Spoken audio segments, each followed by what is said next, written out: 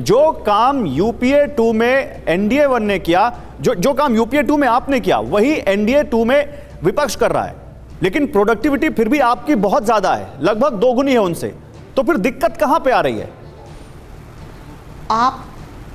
आपको ऐसा नहीं लग रहा है कि निश्चित तौर पर विपक्षी दलों के लोग दिशा शून्य और विचार शून्य हैं? कहते हैं आदरणीय प्रधानमंत्री जी मणिपुर पर कैसे? 5 पॉइंट में प्लीज बताइए कि विपक्षी दल दिशा शून्य क्यों है? आप मेरी बात सुने। दिशाहीन विपक्ष कैसे? मुझे बोलने तो दें आप। अच्छा बोलिए बोलिए। दिशा शून्य शब्द का उपयोग हमारे प्रधानमंत्री जी ने आज किया, इसलिए मैंने वो कहा। दिशा शून्य और विचार शून्य उन्होंने कहा। मैं दोहराना चाहूंगी 2 शब्द। देखिए, ऐसा है कि बात कहाँ से शुरू हुई? बात हुई कि हम मणिपुर पर चर्चा चाहते हैं।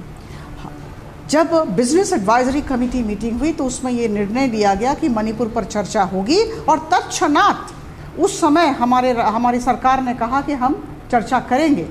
और उसके बाद हम लगातार 20 तारीख से कह रहे हैं कि हम चर्चा करना चाहते हैं। हमारे गृह मंत्री जो विभागीय मंत्री हैं, उन्होंने खड़े होकर कहा कि हम चर्चा के लिए तैयार हैं, चलिए बातचीत शुरू की जाए।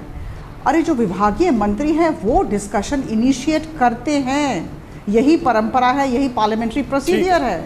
और इस बात को जो विपक्षी दल नहीं मैम, ये तो पब्लिक डोमेन में है, सब जानते हैं कि मणिपुर के मुद्दे पर गतिरोध है, और आप कह रहे हैं कि हम चर्चा को तैयार हैं। वो कह रहे हैं कि जब तक प्रधानमंत्री संसद में आके बयान नहीं देंगे तब तक हम संसद नहीं चलने देंगे, तब तक वो हंगामा करेंगे। वो तो है, लेकिन एक बार जरा मैम ये दिखा देते हैं, अपराजिता जी, हम ये दिखा देते हैं अपने दर्शकों को कि आज एक तो हमने दिखाया कि बीजेपी की जो संसदीय दल की मीटिंग हुई उसमें क्या हुआ, लेकिन जो इंडिया है, विपक्षी दलों का गठबंधन, जब वो मिले आज मणिपुर के मुद्दे पर संसद में हंगामे के बीच, विपक्ष और सरकार दोनों अपनी अपनी रणनीति को धार देने में जुटे हुए हैं। इंडिया की मीटिंग की बड़ी बातें क्या निकल कर आ रही हैं? 3 बड़ी बातें।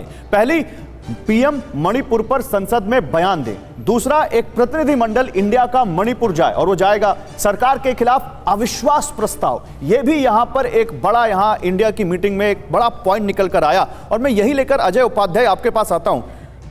अच्छा, एनडीए की भी हम बड़ी बातें दिखा देते हैं, फिर अजय उपाध्याय आपके पास आते हैं। एनडीए की, बीजेपी की मीटिंग की बड़ी बातें, एनडीए नहीं बीजेपी। विपक्ष के इंडिया नैरेटिव की काट इसमें ढूंढी गई। सरकार अपने एजेंडे पर आगे बढ़ेगी, यह बड़ी बात हुई इस मीटिंग में। और मणिपुर पर विपक्ष की प्रधानमंत्री के स्टेटमेंट को लेकर जो मांग है उसको सीधे खारिज किया गया इस मीटिंग में। लेकिन मैं अजय उपाध्याय आपके पास आता हूं। अजय उपाध्याय, लोकसभा में अविश्वास प्रस्ताव लाने वाले हैं आप लोग?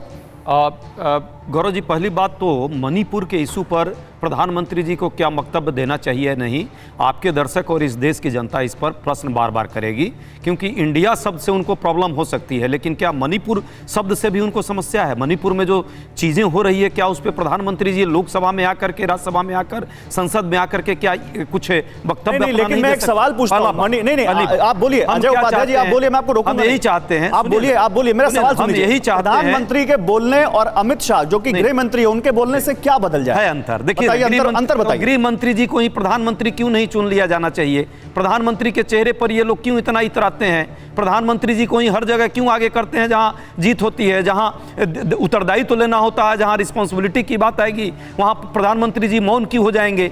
क्या उनकी कोई जिम्मेवारी इस देश के लिए नहीं है? प्रधानमंत्री ही संसद में इनके नेता है ना। संसद में गृह मंत्री की कोई वैल्यू नहीं है। गृह मंत्री नेता है तो हम गृह मंत्री से बात करेंगे। गृह मंत्री तो कई बार गए वहां, लेकिन हुआ क्या हाल? प्रधानमंत्री जी 26 सेकेंड सिर्फ बात की है, और भी बाहर पार्लियामेंट से। पार्लियामेंट में आकर के यदि वो चर्चा करेंगे, उसके बाद विपक्ष का भी चर्चा होगा। हम तो यही चाहते हैं। और ये क्या अन्यायपूर्ण मांग है? 267 के तहत यदि पार्लियामेंट के दोनों सदन हम चाहते हैं कि बहस हो जिसमें कम से कम उत्तरदायित्व तय हो, ये क्या बुरा बात है? देश देखिए गौरव जी, आपके दर्शक जान रहे हैं, देश अभी भी आपने सवाल का जवाब नहीं दे पाए। अजय उपाध्याय, अजय उपाध्याय मेरा सवाल सुन लीजिए।